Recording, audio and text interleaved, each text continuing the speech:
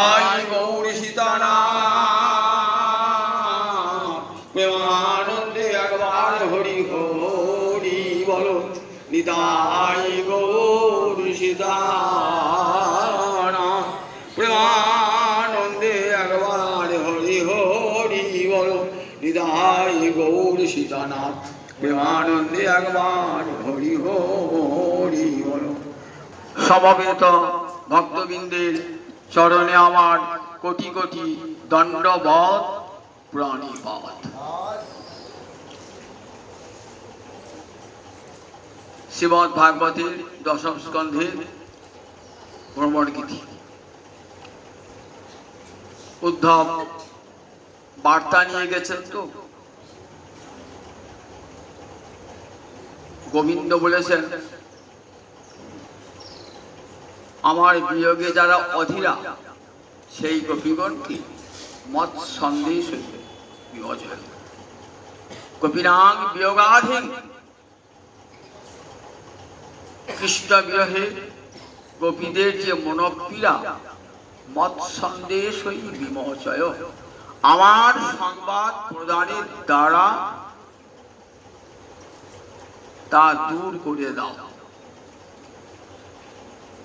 নন্দ মহারাজের সঙ্গে সাক্ষাৎ হয়েছে, এবার যশোদার সঙ্গে সাক্ষাৎ হয়েছে, এবার গোপীদের সঙ্গে সাক্ষাৎ হয়ে গোপীগণের কাছে বার্তাটি নিয়ে গেছেন। বার্তাটি নিয়ে গিয়ে কি বলছেন? শ্রোতাং প্রিয় সন্দেশ ভবতীনাং সুখাবহ। শোনো শোনো গোপীগণ, তোমাদের জন্য আমি তোমাদের প্রিয়তমের কাছ থেকে বার্তা নিয়ে এসেছি। শ্রোতাং প্রিয় সন্দেশ, প্রিয়জনের সংবাদ নিয়ে এসেছি। ভবতীনাং সুখাবহ, যে সংবাদটা তোমাদের কাছে সুখপ্রদ। উদ্ধব একটি পত্র নিয়ে গেছেন, কৃষ্ণ সেই পত্রটি লিখেছেন। উদ্ধব তার মাথার পাগড়িতে সেই পত্রটি গোজা ছিল, সেখান থেকে বার করে গোপীগণকে দিলেন। কৃষ্ণ দিয়েছেন গোপীগণকে, সেটা তো আমার পড়া উচিত নয়, তাই বার্তা কাকে দিলেন? চিঠিটা পত্রটা দিলেন গোপীগণকে। গোপীগণ কৃষ্ণের হস্তাক্ষর দেখে নয়ন জলে ভাসছে। চিঠি পড়বেন কি, নয়ন জলে চিঠি ভেসেই গেল। বলছি উদ্ধব, আমরা পড়তে পারবো না, আমাদের পড়ার মতো অবস্থা নাই, তুমি শোনাও আমাদের প্রিয়তম কি বার্তা দিয়েছেন। উদ্ধব বলছেন আমি শোনাবো তত্ত্ব অক্ষরেণৈব। যে যে অক্ষর দিয়ে যে যে শব্দ দিয়ে তোমাদেরকে বার্তা দিয়েছেন আমি ঠিক তেমনি অবিকল শোনাবো। আমি বলছি বটে, কিন্তু বার্তাটা কৃষ্ণ। গোপীগণ শুনছেন। পত্রে কি লেখা আছে, গোবিন্দ কি বলেছেন? গোবিন্দ লিখেছেন, শোনো গোপীগণ, ভবতীনাং বিয়োগ নহি সর্বাত্মনা কচিত। শোনো গোপীগণ, তোমরা দুঃখ করো না, তোমাদের সঙ্গে আমার সর্বাত্মক ভাবে কোনো বিয়োগ নাই, বিরহ নাই। কেমন না, ভূতানি যথা ভূতেষু খং বাজ্যগ্নি জলনমহি। এই উপদেশটা কিন্তু জ্ঞানের উপদেশ। বলছেন আমার সঙ্গে জগতের কারো বিরহ হয় না, কারণ আমি সকলের আত্মা, সর্বাত্মা।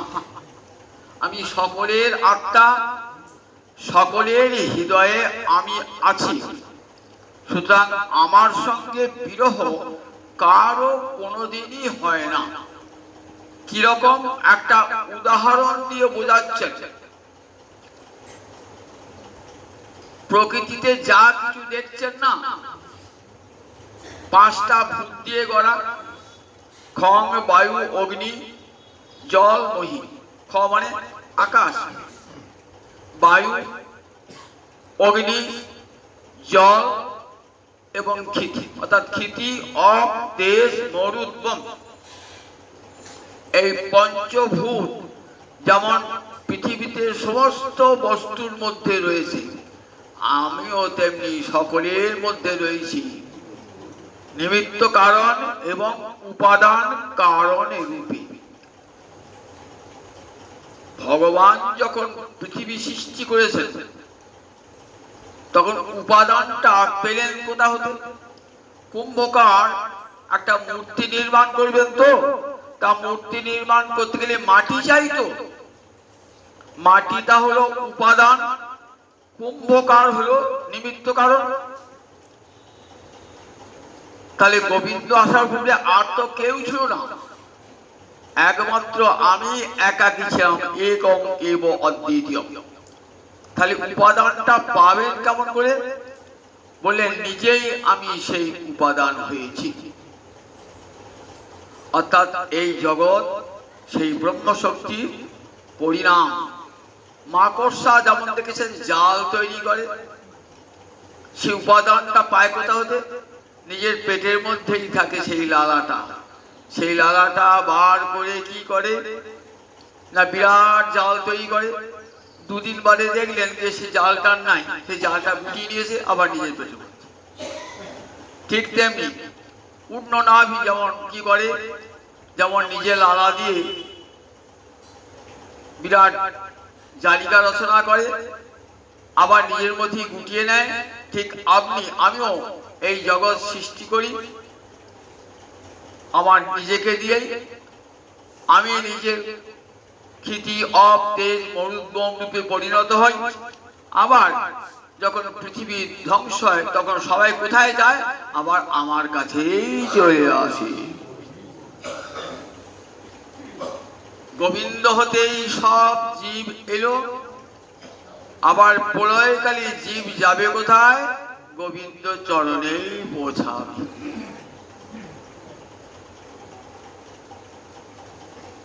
তস্মাৎ জাতানি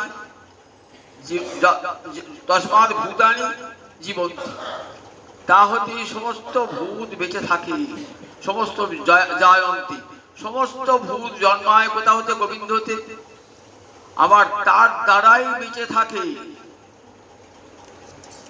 আবার শেষকালে যায় কোথায়?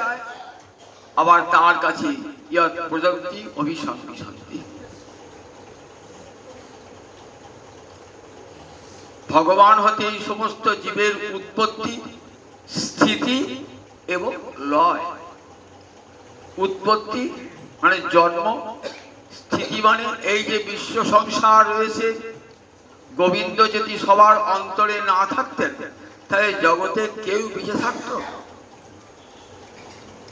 আবার যখন ধ্বংস হয়ে যায় প্রলয়ে তখন সকল জীব তাতেই প্রবেশ করে, একথা বেদ উপনিষদ সমস্ত শাস্ত্র বলেছে।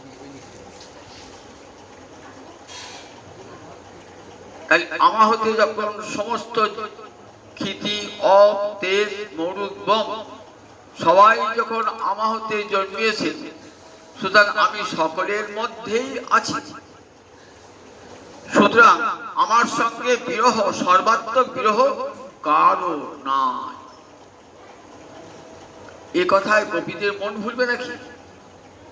জ্ঞানীদের মন ভুলতে পারে, যোগীদের মন ভুলতে পারে, গোপীরা তো প্রেমিক, তাদের তো মন ভুলবে না। কুরুক্ষেত্রে যখন দর্শন হচ্ছে না তখন সেখানেও জ্ঞানের উপদেশ দান করছেন রাধানীকে। রাধানী বলছেন পূর্বে উদ্ধব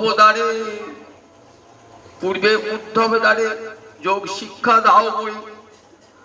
নহে শোনো, একদিন উদ্ধব দ্বারে আমি জ্ঞান যোগে শিক্ষা দান করেছি।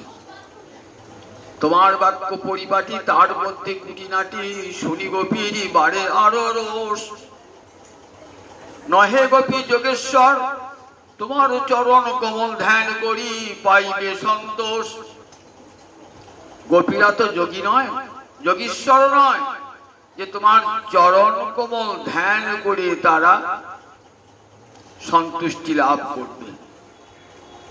জগতে যারা সংসার সমুদ্রে পড়ে আছে, সংসারের মায়া কাটাতে পারে নাই, এই উপদেশটা তাদিকে দিলে ভালো হয়।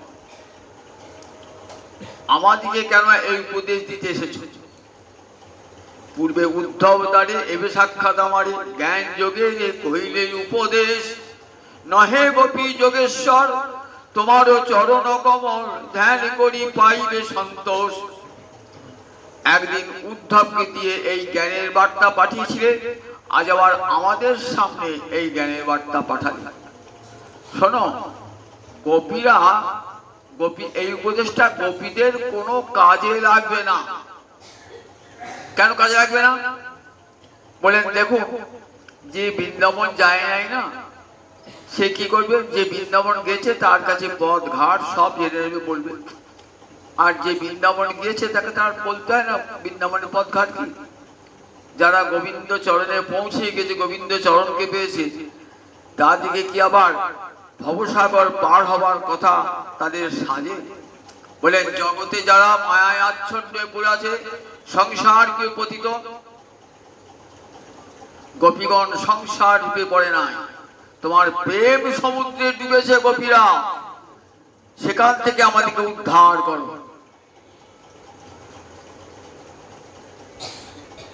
কুরুক্ষেত্র দর্শনে বলছে। গোপীরা শুনলেন বটে, কিন্তু মনে আনন্দ হলো না। আবার সেই উপদেশ দিচ্ছে যে দেখো, ক্ষিতি অপ তেজ মরুদ্বম এই পঞ্চভূত যেমন জগতের সমস্ত বস্তুতে অনুসূত হয়ে রয়েছে, তেমনি আমিও সমস্ত জীবের অন্তরে বাহিরে আছি। অন্তরে আছি অন্তর্যামী রূপে, বাহিরে আছি জগৎ রূপে। জগতের সর্বত্র আমি আছি। ফুল ফল লতা পাতা পথের ধুলি সর্বত্র আমি আছি। শ্রুতি বলেছে উচ্চকণ্ঠে সর্বং খল্লিদং ব্রহ্ম, জগতের যা কিছু দেখবে সব ব্রহ্ম। তাই জগতের সর্বত্র ব্রহ্ম আছে। তাহলে আমি অন্তরে আছি, বাহিরে আছি। তাই তোমার সঙ্গে আমার বিরহ নাই। সর্বাত্মনা মানে আমি সকলের আত্মার। গোপীরা তো প্রেমিক, তারা কি বুঝলেন? আগে কৃষ্ণ কি অর্থে বলেছেন সেটা জানতে হবে। কৃষ্ণ বলছেন, দেখো গোপীগণ, তোমাদের সঙ্গে এই প্রকট লীলায় ব্রজলীলায় তোমাদের সঙ্গে আমার বিরহ, কিন্তু অপ্রকটে গোলকে নিত্য মিলনে আছি, সেখানে বিরহ নাই, সেখানে বিরহ নাই। তাই একাংশে দেখো তোমাদের সঙ্গে কখনো বিরহ হয় নাই। এইখানে বৃন্দাবনে প্রকট লীলায় তোমাদের মনে হচ্ছে যে প্রকট লীলায় মনে হচ্ছে যেন আমি নাই, প্রকট লীলায় বিরহ বলে মনে হচ্ছে। আর গোপীরা কি বুঝলেন? গোপীরা বুঝলেন সর্বাত্ম যে বিরহ, এখানে কি বোঝায়? আত্মা মানে দেহ বোঝায়, মনও বোঝায়। তাই গোপীরা ভাবছেন কৃষ্ণ যারা বলছেন আমার দেহটা মথুরায় আছে বটে, কিন্তু মনটা তোমাতেই আছে, তোমাদের আছে, দেহটা আছে। তাই একাংশে বিরহ, সর্বাত্মক বিরহ নাই, সর্বাত্মক বিরহ নাই। দেখো আমি কেন দূরে আছি তা বলছেন, মনস সন্নিকর্ষার্থ মদ অনুধ্যান কাময়া। প্রিয়তম কাছে থাকলে ভালোবাসার আস্বাদনটা তেমন হয় না। চোখের সামনে থাকলে মন থাকে আড়ালে, চোখের আড়ালে থাকে, কিন্তু প্রিয়তম যখন দূরে থাকে তখন কি হয়? সমগ্র মনটা তাকে পড়ে যায়, তখন তার বিরহে ত্রিভুবন তন্ময় হয়ে যায়। তাই দেখো, তোমরা যখন আমাকে ভালোবাসতে না, তখন আমার মনে হতো হ্যাঁ তোমাদের একনিষ্ঠ ভালোবাসা, আর আমার ভালোবাসা বহুনিষ্ঠ। একনিষ্ঠ ভালোবাসার প্রতিদান একনিষ্ঠ ভালোবাসা দিয়েই দিতে হয়। গোপীদের তো কৃষ্ণ ছাড়া আর কেউ নাই। কাজে গোপীদের ভালোবাসা কেমন? একনিষ্ঠ। গোবিন্দ ছাড়া কোথাও মন যাবে না। কিন্তু গোবিন্দের অনন্ত কোটি ব্রহ্মাণ্ডে অনন্ত কোটি ভক্ত, সকলেই ভগবানকে ডাকছে। তাহলে ভগবানের ভালোবাসাটা সর্বত্র ছড়িয়ে পড়ছে, ভালোবাসা ভাগ হয়ে হয়ে যাচ্ছে, ভালোবাসা বহুনিষ্ঠ। তাই আমি মনে মনে খুব লজ্জা পেতাম যে তোমাদের একনিষ্ঠ ভালোবাসা আর আমার ভালোবাসা তো একনিষ্ঠ নয়। তাই ভাবলাম তোমাদের কাছ থেকে দূরে থাকবো। বুঝে থাকলে কি হতো? বুঝে থাকলে যখন তোমাদের সঙ্গে থাকতাম না, মিলনে থাকতাম, আবার সকালে যখন সঙ্গে সঙ্গে থাকতাম, বুঝতে পারতাম না তোমাদের ভালোবাসার কথা। আজ মথুরায় এসে অন্তরে অন্তরে উপলব্ধি করছি তোমাদের ভালোবাসা কি বস্তু, কত দূরে তোমাদের সেই ভালোবাসা, যে ভালোবাসার নাগাল ব্রহ্মাদি দেবগণ পর্যন্ত পায় না। উদ্ধব কি করেছেন? মুনিনামপি সুদুর্লভা। মুনিগণও এই ভালোবাসা ভগবানকে দিতে পারেন না। গোপীরা যে ভালোবাসা গোবিন্দকে অর্পণ করেছেন, মুনিনামপি সুদুর্লভা। জগতে মুনিগণ মনন করবার জন্য সমস্ত বিধিনিষেধ পরিত্যাগ করে নির্জনে বসে ভগবানকে ধ্যান করছেন। উদ্দেশ্য সমস্ত মনটা যেন ভগবানের লগ্ন হয়। তবু তাদের মনটা ভগবানের একনিষ্ঠ হতে পারে না। কত বাধা, কত বিঘ্ন আছে মনের মধ্যে। কোটি কোটি জন্মের পর কোন মুনি, কোন যোগী সাধনায় সিদ্ধি লাভ করে, আর তোমরা সেই ভালোবাসা বুকে নিয়ে জন্ম থেকে সেই ভালোবাসা বুকে নিয়ে জন্মিয়েছ। তাই মুনি নামপি সুদুর্লভা। ভগবানকে এমন করে মন দিয়েছ তোমাদের মুনিরা, উদ্ধব বলেছে মুনিরাও এই ভালোবাসা পায় না। দেখো গোপীগণ, তোমরা তো রাসের কথা জানো। রাসে কিছু কিছু গোপী আমার সান্নিধ্য লাভ করতে পারেন নাই। কারা পারেন নাই? যারা ঋষিচরী গোপী। গোপীদের মধ্যে ভাগ ছিল তো নিত্য সিদ্ধা আর সাধন সিদ্ধা।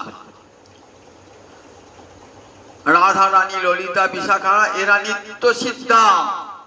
এদের কখনো সাধন করতে হয় না। এরা অনাদিকালের কৃষ্ণ প্রিয়া। এদের কোন সাধন নিত্য সিদ্ধা। আর সাধন সিদ্ধা কারা? স্বর্গের দেবকন্যারা। স্বর্গে যখন গোবিন্দ বামন রূপে অবতীর্ণ হয়েছিলেন, তখন সেই বামন রূপ, এত সুন্দর রূপ দর্শন করে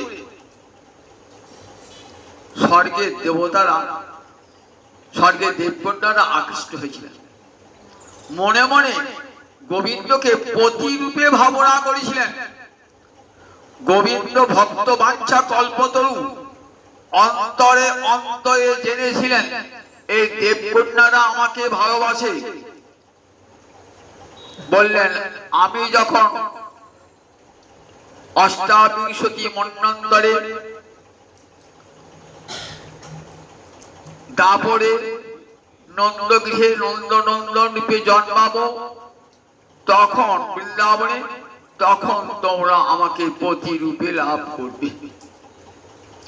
এই দেবকন্যারা এসেছেন, এরা দেবী পূর্বা। দণ্ডকারণ্যে ঋষিরা রামচন্দ্র যখন সীতা বিরহে কাঁদতে কাঁদতে যান,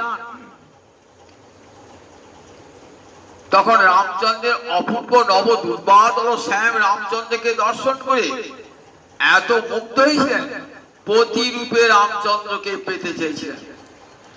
রামচন্দ্র বলেছেন, আমি যখন দাপরে বৃন্দাবন লীলায় নন্দ নন্দন রূপে আবির্ভূত হব, তখন তোমাদিকে প্রিয়তমা রূপে স্বীকার করব। রাম অবতারে নয়, রাম অবতার আমি এক পত্নী ব্রতধর, সীতা দেবী ছাড়া কারু পানি গ্রহণ করি না, সীতা দেবী ছাড়া কাউকে ভালোবাসি না। আর শ্রুতি মন্ত্রের বেদ মন্ত্রের অধিষ্ঠাত্রী দেবতারা তারা ভগবানকে দর্শন করেছিলেন।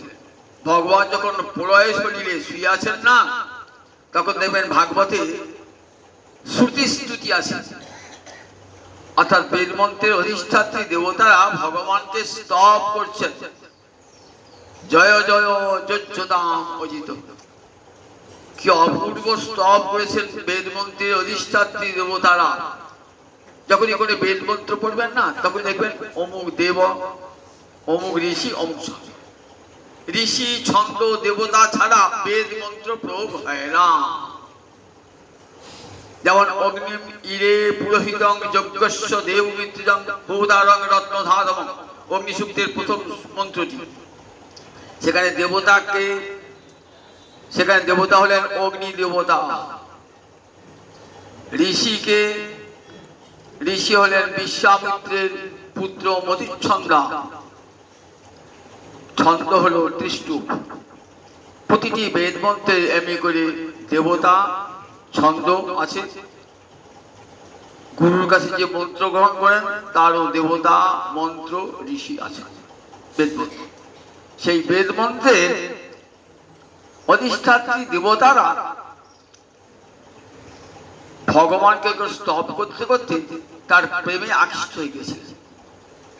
ভগবান তাদের মনের মনোভাব বুঝতে পেরেছিলেন, বললেন আমি যখন দাপরে নন্দন রূপে জন্মাবো, তখন তোমরাও আমার প্রিয়তমা রূপে গোপী রূপে জন্মগ্রহণ করবে। কারণ গোপী দেহ ছাড়া আমি নন্দন রূপে যখন অবতীর্ণ হব, তখন গোপী দেহ ছাড়া অন্য কোন দেহকে অঙ্গীকার করব না। আপনারা জানেন অন্ন ভিক্ষা আছে। গোপীরা যখন ব্রাহ্মণ পত্নীরা বলছিলেন তোমার চরণে আত্মনিবেদন করলাম, আমাদেরকে গ্রহণ করো, বললেন না, কখনই তা সম্ভব নয়। গোপ জাতি কৃষ্ণ, গোপী প্রেয়সী তাহার, গোপী বিনা অন্য দেহ না করে অঙ্গীকার। কৃষ্ণ গোপজাতি, তার প্রেয়সী সব গোপী, এই গোপী দেহ ছাড়া অন্য কোন দেহকে অঙ্গীকার করবেন না। তাই তোমরা ব্রজে গোপী হয়ে আসবে, ব্রজে গোপী হয়ে এসে আমাকে প্রতিরূপে ভাবনা করবে। তাহলে সাধন সিদ্ধান্তে কটা ভাগ হলো? তিনটে ভাগ।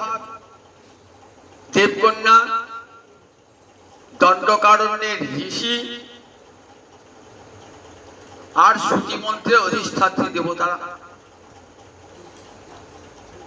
এরা সাধন করে গোপী দেহ পেয়েছেন। সাধন করতে করতে যখন গোপী দেহ প্রাপ্ত হন না, ভাব সিদ্ধ হয়ে যায়, দেহ সিদ্ধ হয়ে যায়, তখন যোগমায়া কি করেন? তাদেরকে ব্রজে পাঠিয়ে দেন। এবার ব্রজে তারা কৃষ্ণকে পাবে বলে পাঠিয়ে দেন। কিন্তু কোন কোন গোপী ভাব সিদ্ধ হয়, কিন্তু দেহটা অসিদ্ধ থেকে যায়। বাগানে দেখেন না, মালি যখন আম পড়ে না, সব পাকা আমের মধ্যে দু একটা আট পাকা ডাসা পুড়ে দেয়, পুরো পাকে নাই দিয়ে দেয়, এদের সঙ্গে থাকতে এও পেকে যাবে। এইরকম ঋষিচরী গোপীদের মধ্যে দু চারজন ছিলেন যাদের দেহটা সিদ্ধ হয় নাই, প্রতিভুক্ত দেহ, ছেলে দেহটা ছিল অসিদ্ধ, কিন্তু তাদের ভাব সিদ্ধ হয়েছিল। তাই যোগমায়া পাঠিয়ে দিয়েছিলেন। তারা যখন রাসের বংশীধ্বনি শুনে সব গোপী আসছে, তো নিঃশব্দম গীতাং তদরঙ্গ বর্ধনাং মজশ্রিয় কৃষ্ণ গৃহীত মানসা আজ অন্যান্য লক্ষিতোদ্যমা সযত্র কান্ত জবলৌল কুণ্ডলা পাগলিনী হয়ে ব্রজগোপীরা ছুটছেন কৃষ্ণের মুরলী ধ্বনি শুনে। নিঃশব্দম গীতা। তখন সবাই তো ঘর থেকে বেরিয়ে এসছে। কিছু গোপী তারা আসতে পারলেন না, স্বামী তাদেরকে আটকিয়ে দিল। তাই অলব্ধর আশা, তারা রাসে আমাকে পেলেন না। তারা কি ভাবলেন, যে যদি গোবিন্দকে না পাই তাহলে প্রাণ বিসর্জন করব। এই বলে সেই গোপীরা যেখানে স্বামীরা আটকেছিল সেইখানে গোবিন্দের ধ্যানে বসিয়ে গেলেন। তাদের শুভ ছিল অশুভ ছিল, দুটি তো নষ্ট হতে হবে, শুভ অশুভ দুটোই নষ্ট হতে হবে। শুভটা যাবে কেমন করে? ধ্যান করতে করতে দেখছেন হৃদয়ে অপূর্ব গোবিন্দ সেই গোপবেশ বেণুকর রূপে দাঁড়িয়েছেন। তখন ধ্যানে দিয়ে আলিঙ্গন হলো, আর সেই আলিঙ্গনের ফলে কি হলো? সব অশুভ দূর হয়ে গেল, সব অশুভ দূর হয়ে গেল। আবার বিরহে চোখের জল ফেলতে ফেলতে সেগুলো দেখলেন সব শুভ অশুভ দূর হয়ে গেল। এইবার তাদের দেহটা সিদ্ধ হয়ে গেল, তারা গুণময় দেহটা পরিত্যাগ করে গেল, স্বামীর কাছে ফিরে নিয়ে গেল, এই দেহটা থাকলো। আর অন্তশ্চিন্তিত যে দেহটা দিয়ে গোবিন্দকে ডেকেছিলেন, সেই দেহটা গোবিন্দ চরণে পৌঁছে গেল। বলছেন দেখো, আমাকে ধ্যানের দ্বারা পাওয়া যায়।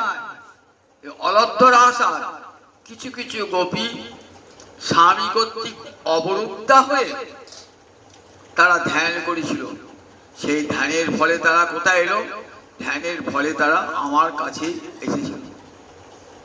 তা তোমরা ধ্যান করো, ধ্যান করতে মনসর সন্নিকট সার্থক। আমি দূরে থাকলে কি হবে?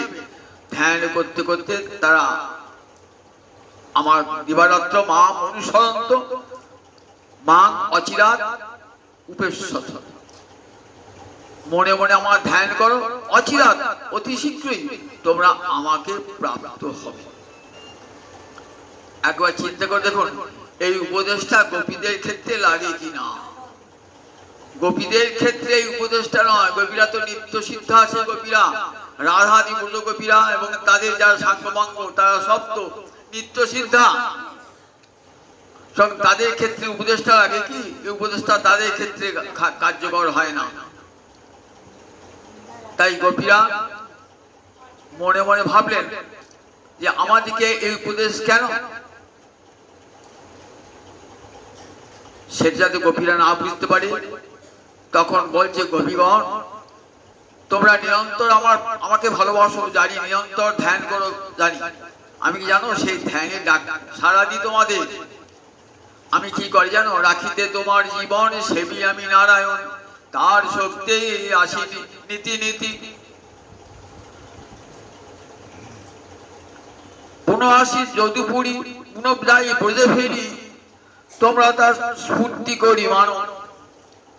তোমার সঙ্গে ক্রিয়া করি, পুনঃ যাই যদুপুরী, তুমি তাহা মানব স্ফূর্তি। রাধারানীকে বলছেন, দেখো রাধারানীর উদ্দেশ্য সব গোপীকেই বলছেন, রাখিতে তোমার জীবন সেবি আমি নারায়ণ। জানো গোপীগণ, তোমরা কেঁদো না। তোমাদের জীবন রক্ষা করবার জন্য আমি কি করি জানো? আমি দিবারাত্র নারায়ণের সেবা করি। নারায়ণ আমাকে সেই শক্তি দাও, যে শক্তিতে আমি গোপীদের স্বপ্নে যেন ধরা দিতে পারি, আবার যেন যদুপুরে ফিরে আসতে পারি। তখন কোন সখী বলছেন, হ্যাঁ সেই দিন দেখলাম যখন মূর্ছিত হয়েছিলাম, তখন দেখলাম যেন প্রিয়তম কাছে এসেছেন, আমার অঙ্গ স্পর্শ করেছেন, কত আদর করছেন। পরক্ষণে মূর্ছা দশা ভেঙে গেল। ভাবলাম এ কি স্বপ্ন নাকি স্বপ্ন? কিছু স্বপ্ন তো বলে মনে হলো না, সাক্ষাৎ কৃষ্ণ এসেছে মনে হলো। যেমন রাধারানী কেঁদে বলছেন না, অনেকদিন পরে মধুয়া এসেছো, বহুদিন পর মধুয়া এলে, দেখা না হইতো পড়ানো গেলে। এটা ভাব সম্মিলন। কৃষ্ণ আসেন নাই, কিন্তু মূর্ছা দশায় রাধারানী দেখছেন কৃষ্ণ আমার কাছে এসেছে। তাহলে স্বপ্ন নয়, কৃষ্ণ বলছেন সত্যি তিনি আসেন। যখন চোখের জলে বুক ভাসিয়ে আমরা ডাকি, তখন তিনি আসেন, আবার ফিরে যান যদুপুরী। এইটি ভেবে মনে কিঞ্চিত শান্তি এলো, এ তাহলে কৃষ্ণ আসেন। কৃষ্ণ আসেন, মনে মনে ভাবছেন কৃষ্ণ তখন বহু কাজ, কংস ধ্বংস হয়েছে বটে, কিন্তু এখনো কংসের পক্ষের বহু অসুর আদি রয়েছে, তারা মথুরার যদুবংশের উপর অত্যাচার করছে। সেই জন্য মনে হয় কৃষ্ণ আসতে পারছেন না। কথা দিয়েছেন না, অহম আয় আসছে, আমি আসবো, ঠিক আসবে। উদ্ধবের মুখে এই সংবাদ শুনে মনের কিছু অংশ শান্তি প্রাপ্ত হল। তখন তারা বলছেন, আচ্ছা উদ্ধব, তোমাকে একটা কথা জিজ্ঞাসা করি। গোষ্ঠী মধ্যে পুরো শ্রীরাম যখন গোপীদের সভা, যখন মথুরাপুর নাগরিকগণের কাছে বসেন, তখন কখনই কি ভুলে বলে ফেলান না যে দেখো, তোমরা যেমন করে মালা গাঁথো না, তার চেয়ে খুব সুন্দর করে মালা গাঁথত আমার ব্রজগোপীরা। তোমরা যেমন করে সেবা করছো না, তার চেয়ে আরো ভালো করে সেবা করতো ব্রজগোপীরা। কখনই কি বলে ফেলেন? তোমরা যেমন করে শয্যা পাতো, তার চেয়ে কত সুন্দর করে শয্যা পাতেন ব্রজগোপীরা। কখনই কি বলে ফেলেন না? আমাদের কি দ্বারকালীলায় কৃষ্ণ বলতেন, কৃষ্ণ মানে কখনো কখনো সত্য আমাকে রাধারানী বলে ডাকতেন, রুক্মিণীকে চন্দ্রাবলী বলে ডাকতেন, স্বপ্নে চিৎকার রাধে রাধে বলে চিৎকার করতেন। দ্বারকালীলা দেখেছি। তাহলে কখনই কি বলেন না কথা? আমার একটা সখী বলছে, না রে না, তারা সব নরেন্দ্র কন্যা, তারা পুরজোষিতা, তারা সব নগরের রমণী। তারা দেখো, তারা প্রেমে কৃষ্ণকে এমন করে বশীভূত করেছে না। আর আমরা তো ব্রজের গোয়ালিনী, গরু চড়াই, গরুর দুধ থেকে ছানা মাখন করি, আমাদের কাজ। তা দেখো, আমরা তো গোয়ালিনী, নরেন্দ্র কন্যা পেয়ে কেউ কি আর গোয়ালিনীদের মনে রাখে? কত রাজকন্যা তাকে সেবা করছে, আর সেখানে ব্রজগোপীদের কথা কখনো মনে রাখতে পারবে? কত আক্ষেপে, কত অভিমানে কথাটা বেরিয়ে আসছে। একবার দেখুন, কত অভিমানে বেরিয়ে আসছে যে আমরা তো গ্রামের মেয়ে, আমরা গোয়ালিনী, আমরা গাভী দহন করি, আমরা দুধ ছানা ক্ষীর তৈরি করি, আমাদের তো এই কাজ। আর মথুরাপুর রমণীগণ তারা সব রাজকন্যা, তারা বিলাসে ব্যাসনে নানাবিধ পোশাক পরে নানাবিধ আভরণে সজ্জিত হয়ে থাকে। তারা মনে হয় কৃষ্ণের মনটা ভুলিয়ে দিয়েছে। দেখো, তারা মধুনগরী যোষিতা সবহুরস পণ্ডিতা, তারা মধুনগরী যোষিতা, মথুরাপুরের রমণী, তারা সবহুরস পণ্ডিতা, সমস্ত প্রেমের রসে তারা পণ্ডিত, প্রেমের খেলায় তারা আমাদের চেয়ে অনেক বেশি বিদগ্ধ। গোপীগণ ভাবছেন, নিশ্চয়ই কৃষ্ণকে আমাদের কথা মনে রাখেন, আমাদের কথা কি মনে রাখেন? আচ্ছা উদ্ধব, বলো তো, কৃষ্ণ কি আর ফিরে আসবেন না আমাদের কথা? আচ্ছা উদ্ধব যেন, গোবিন্দ যেন বলছেন, দেখো বৃন্দাবনে তো অনেক জায়গা রয়েছে, সেখানে গিয়ে থাকতে পারো, আমার স্মৃতি দর্শন করে অনেক শান্তি পায়। ছেলে বিদেশে আছে, মা কি করে, ছেলের পাঞ্জাবিটা, ছেলের জামাটা দেখে দেখে স্মৃতি, এইটা পড়তো, পড়তো, আমার ছেলে পড়তো, সেরকম স্মৃতি জাগ্রত হয় না? ভাবছে, বলছে দেখো,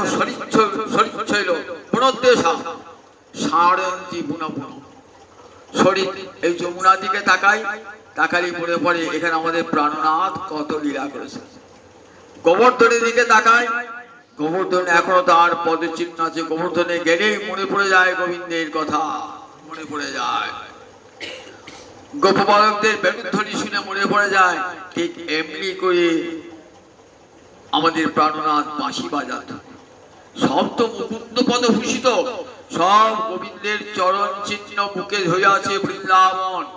যেখানে যাই কৃষ্ণ স্মৃতি জাগ্রত হয়, অন্তরটা চঞ্চল হয়ে যায়, বিরহ বেদনায় অন্তরটা ভরে ওঠে। তাই কোথাও যাই না উদ্ধব, আমরা কোথাও যাই না। এইটা বলতে বলতে ব্রজগোপীগণ আর স্থির থাকতে পারলেন না। উদ্ধবের সামনে হা রমানাথ, হা লক্ষ্মীকান্ত, একবার দেখা দেবে না? একবার বৃন্দাবনে আসবে না? একবার বৃন্দাবনে এসো, তেমনি করে গোচারণ করো, তেমনি করে যমুনায় জলকেলি করো, তেমনি করে কদম তলায় দাঁড়িয়ে বাঁশিটি বাজাও। একবার সেই রূপ গোপবেশ বেণু কহরে নবকিশোর নটবর নটলীলারে হয় অনুরূপ। এই রূপ আমরা তোমার দেখতে চাই, তোমাদের রাত বেশি দেখতে চাই না? এই রূপে একবার এসে দাঁড়াও না, একবার বুঝে এসো না। একবার কি বুঝে আসবেন না? উদ্ধব নীরবে শুনছেন। উদ্ধবে কি বলবেন, কি যুক্তি দেখাবেন? উদ্ধব শুনছেন, মনে মনে ভাবছেন যে আমি তো জ্ঞানী শ্রেষ্ঠ, কত শাস্ত্র পড়েছি, সমস্ত বৈদিক শাস্ত্র আমার নখদর্পণে, কোথাও দেখি নাই এমন প্রেম, এমন ভালোবাসা। অনেকে কৃষ্ণের জন্য সর্বস্ব ত্যাগ করেছেন। কে ত্যাগ করেছেন? মহারাজ অম্বরীশ, রাজর্ষি ভরত, প্রহ্লাদ, ধ্রুব। কিন্তু তারা বিচারের ভূমি থেকে যে এই সর্বস্ব ত্যাগ না করলে কৃষ্ণ পাওয়া যাবে না, এই বিচার করে শাস্ত্রী উপদেশ শুনে, সাধুকে উপদেশ শুনে। আর গোপীরা শাস্ত্র জানেন না, কারণকে শাস্ত্র শোনেন নাই, তাহলে বুক ভরা অনুরাগ আপনা আপনি সহজাত ভাবছেন। ও জ্ঞানী শ্রেষ্ঠ উদ্ধব কত উঁচুতে বসে আছেন। জ্ঞানী শ্রেষ্ঠ উদ্ধব ভাবনা রাজ্যে, জ্ঞানের রাজ্যে মনে মনে ভাবছেন যে আমি কি উপদেশ দেবো? আমার এলাম সান্ত্বনা দান করতে, আমি বলবো যে কেঁদো না, কিন্তু সেটা কি ঠিক হবে? জগতে কৃষ্ণের জন্য কাঁদাই তো আসল পরম পুরুষার্থ। জগৎকে তো ভক্ত উপদেশ দেন, দেখো স্ত্রীর জন্য, পুত্রের জন্য, সংসারের জন্য কেঁদো না, যদি কাঁদতে হয় হা গোবিন্দ বলে কাঁদো। আমি কি করে বলি গোপীগণ কেঁদো না? গোপীগণ ওইখানে বলতে বলতে হা কৃষ্ণ আপনি কাঁদতে কাঁদতে নয়ন জলে ভাসছেন। উদ্ধব দাঁড়িয়ে দেখছেন। কেঁদো না যদি বলি তাহলে কি হয়? সেটা শাস্ত্র বিরুদ্ধ কথা হয়। উদ্ধব তো বোঝেন, শাস্ত্র বিরুদ্ধ কথা হয় যদি বলি কেঁদো না। কারণ জগতে সব শাস্ত্র বলেছেন কাঁদতে হলে একমাত্র কৃষ্ণের জন্যই কাঁদো, আর কারো জন্য নয়। আমি কি সে শাস্ত্র বলতে পারি তোমার কৃষ্ণের জন্য কেঁদো না? কি উপদেশ দান করবো? যেটুকু কৃষ্ণের মুখের বাণী সেটুকু শোনালেন, তাতে যেটুকু অন্তরের বিরহ বেদনা কিঞ্চিত নাশ হল। উদ্ধব থেকে গেলেন বৃন্দাবনে প্রায় 10 মাস। উবাচ কতিচিৎ মাসান। 10 মাস মতন উদ্ধব বৃন্দাবনে থেকে গেলেন। এরপর বৃন্দাবন থেকে চলে যাবেন। যাবার পূর্বেতে গোপীগণের চরণ বন্দনা করবেন, সেটি আবার আগামী দিন শোনাবো। অক্ষয় তৃতীয়ার দিন এসে শোনাবো আপনাদের। এখানে এসে আমাদের পরে সোমবার অক্ষয় তৃতীয়া দিন আসবে। আমি সেদিন রবিবার দিন আমার ছেলে আসবে, আমি সোমবার দিন আসবো, ওই দিন শোনাবো।